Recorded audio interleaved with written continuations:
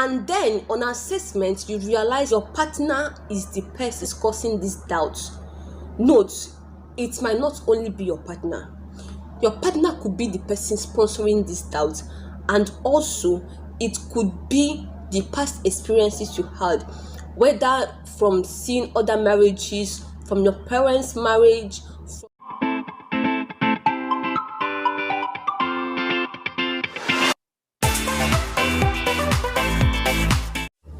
Hi, welcome back to my YouTube channel. I am the teacher Violet, and if this is your first time joining us in this channel, thank you so much for clicking on this video. And to my returning viewers, I love you so much. You guys are the real MVPs. In this video, we will be discussing about doubts. Is it normal to have doubts in relationships? So stay tuned and don't touch the dial. Would you believe me if I tell you that right there at the altar, no matter how small it is, both parties have a pinch of doubt whether they are making the right decision or not? Yes. If you know anyone that is married right now, you can go and ask them. Did they at any point, even as they were saying their vows, have a pinch of doubt? Some people, a week to their wedding, would pray, ask people to help them again and pray, so they will make sure that the person they want to go in with is actually the right person. Listen, it is normal to have doubts. Yes, that is where I'm driving to. It is normal to have doubts, even in courtship, even as you are in the relationship, or even at the altar. It is normal to have doubts, no matter how small people will think it is. But yes, it is normal to have doubt. If you are sincere to yourself, even as those doubts were coming, even as they are popping up in your spirit, popping up in your mind, sincerity will help you pick where the doubt is actually coming from. Fish out what is sponsoring the doubt. Yes, every doubt, whatever doubt it is, there is something sponsoring it. There is something engineering it. There is somewhere it is getting powered from. It could be from past experiences, it could be from family background, it could be from anywhere. In handling these doubts, there are some matters that are best handled with practicality. It's not just about sitting down and thinking. To solve this challenge of doubt, the solution I procure, the solution I suggest is that you become practical with it. Get a biro and a paper, a book. Write down these doubts. Make it plain. The Bible, speaking in the book of Habakkuk 2:2, was talking about vision. It says, write down the vision, make it plain upon the tables, so that he that reads it can run with it. Those doubts that you are having, settle down, make it plain, make it clear, fish them out. It is when you fish them out that you will be able to deal with it, because you cannot deal or resolve something you cannot clearly say this is it. Why are you having that doubt? That is what you are about to answer. That is what you are about to pen down and get a solution to. Sometimes the best way to respond to these doubts is to create a question by yourself and try to answer that question. Now, don't tell me you don't know what to ask yourself. I'll be listing some questions that would help you, yes. But even in that doubt, there is a question that pops up in your mind.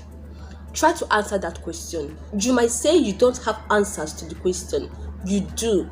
As a matter of fact, the answers you need in that question is based on the experiences you've had with your partner, is based on how your partner has treated you. The answers you have is based on whatever it is you've had with your partner. Those experiences are what will sponsor your answer. Then from there, you will be able to pick, you'll be able to fish out what exactly is the doubt you are having. Here are the questions. Am I really happy in this relationship? Does my partner share in my values? Am I able to be myself in this relationship? Can my partner support and protect me? Can I be vulnerable to my partner without feeling or being judged? Does my partner trust me? These are some of the questions I drafted out. In these questions, you will find the answers based on the experiences you've already had, the circumstances, the conditions you and your partner has passed through, the way your partner reacted to such experiences, to such conditions. Whatever it is that they portrayed, those are the answers you need. It is those experiences that is informing your doubt, that is trying to tell you that, oh, I am not really sure you would want to deal with this person based on what this person did. Okay, so you sit down, get these questions right, and start answering them.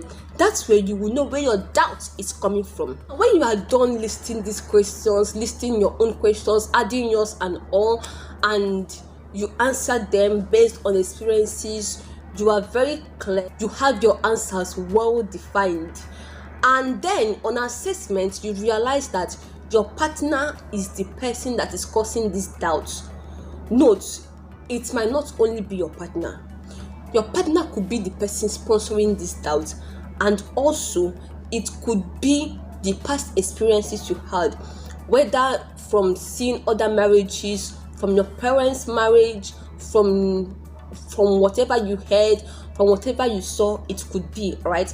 It doesn't mean that your partner will always be the person that is causing doubt for you. All right. Now, on assessment, you realize that your partner is the person that is sponsoring this doubt. This is how to handle it. There are 3 ways to handle it.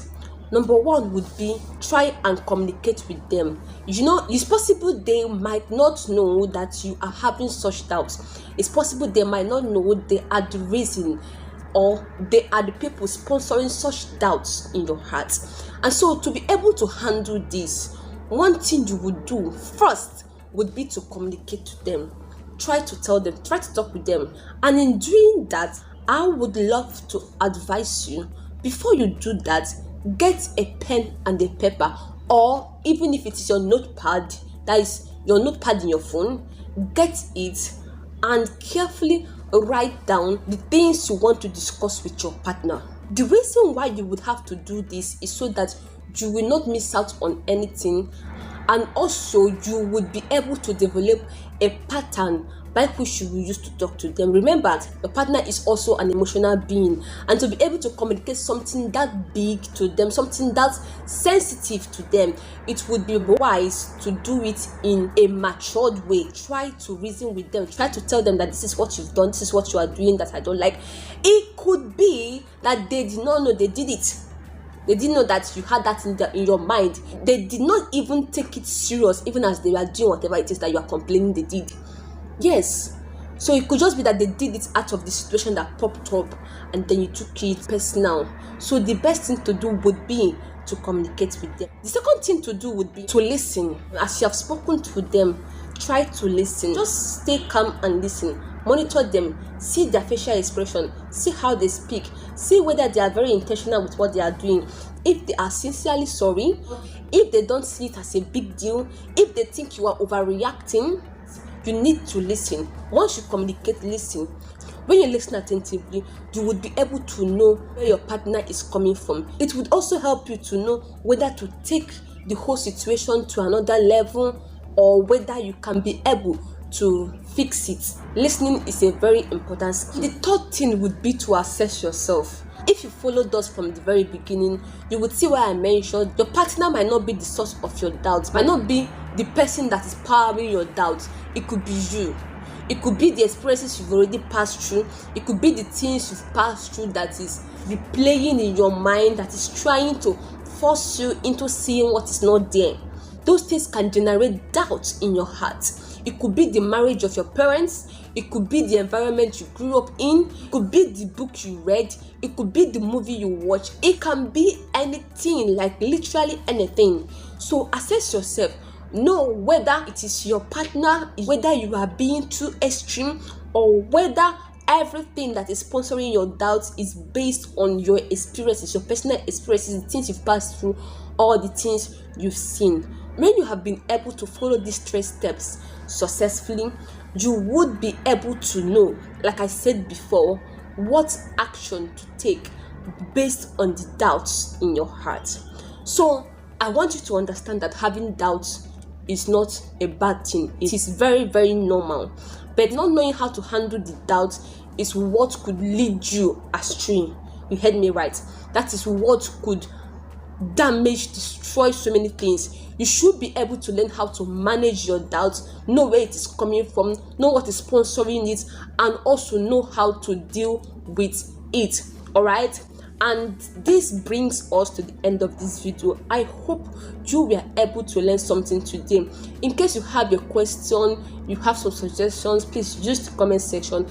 And of course, don't forget to like my video and subscribe to my channel. That would be your way of saying thank you to me, and of course I would really appreciate it. Okay, see you in my next video. Bye.